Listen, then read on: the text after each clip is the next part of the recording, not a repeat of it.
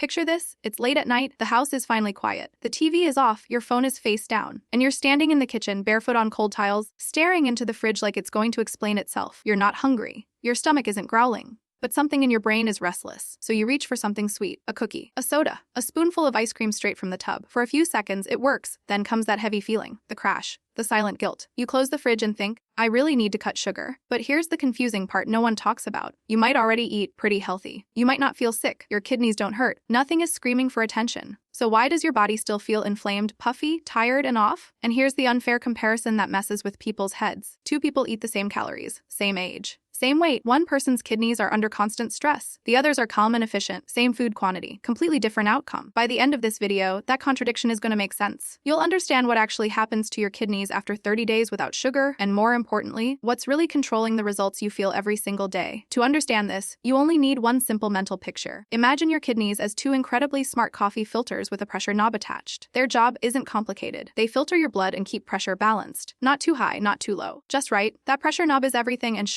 Sugar quietly turns that knob up. Here's the problem. Most people think sugar only matters for weight, cavities, or diabetes way down the line. But your kidneys don't care about dessert or labels. They care about traffic. Every time sugar enters your bloodstream, it pulls water with it. That changes blood volume. That changes pressure. And now your kidneys have to work harder to keep things stable. They don't complain. They don't send warning signals. They just say, okay, I'll compensate. And they do this over and over, day after day, year after year. This is where things start getting interesting. When you stop eating sugar, especially in the first few days, many people feel worse before they feel better. Headache is, low energy, brain fog, moodiness. You feel like your body is throwing a tantrum. That's not weakness. That's the pressure knob finally being turned down. Your kidneys have been compensating for constant sugar spikes for a long time. When those spikes disappear, the system has to relearn balance. It's like walking off a moving escalator. Your body needs a second to adjust. Most people quit right here and say, this isn't healthy for me. But what's actually happening is recalibration. Around the 1 week mark, something subtle starts to shift. Without sugar constantly pushing insulin up, your kidneys stop getting signals to hold on to extra sodium and water. Less water retention means less pressure flowing through those tiny filters. The knob starts settling lower. Most people don't notice it directly. They just feel slightly lighter, less bloated, less swollen in the face. Rings fit better. Shoes feel looser. That's not fat loss magic. That's pressure relief. And this is where I want to take the blame off you completely. You weren't doing it wrong before. You were following advice that ignored how the body compensates. The health world loves to shout, just cut calories. Your kidneys don't understand calories. They understand workload. By week 2 without sugar, the kidneys finally get breathing room. They're filtering blood that isn't constantly thick with glucose. Less friction, less stress, less silent wear happening behind the scenes. Think about washing dishes. Clean water, easy. Sticky syrup water, exhausting. That's the difference sugar makes. This is why someone can eat, clean, and still feel inflamed. It's not about how healthy the food sounds. It's about how often that pressure knob gets twisted. And here's the uncomfortable truth most people miss. Fruit juice, sweetened yogurt, sauces, granola, protein bars. They all turn the knob. Some just do it while pretending to be healthy. By week 3, many people notice something unexpected. Their energy feels smoother. No sharp highs. No hard crashes. They don't feel wired or drained. Just steady. That's not willpower. That's stability. Your kidneys aren't fighting constant swings anymore. Pressure regulation becomes automatic instead of reactive. By day 30 without sugar, the biggest change isn't dramatic. And that's the point. Your kidneys aren't healing loudly. They're working quietly, efficiently, calmly. Blood pressure control becomes smoother. Fluid balance becomes easier. Your body feels less like it's always putting out fires. You don't feel superhuman. You feel normal again. And normal feels incredible when you've been compensating for years. Now here's why most sugar-cutting plans fail. People quit sugar aggressively, then replace it with artificial sweeteners, keto desserts, or constant snacking. The brain still expects sweetness. The body stays on alert. The knob never fully relaxes. Stress is stress, even when it wears a sugar-free label. The simpler approach works better. Fewer sweet hits, not perfection. Longer gaps between sugar, not total restriction.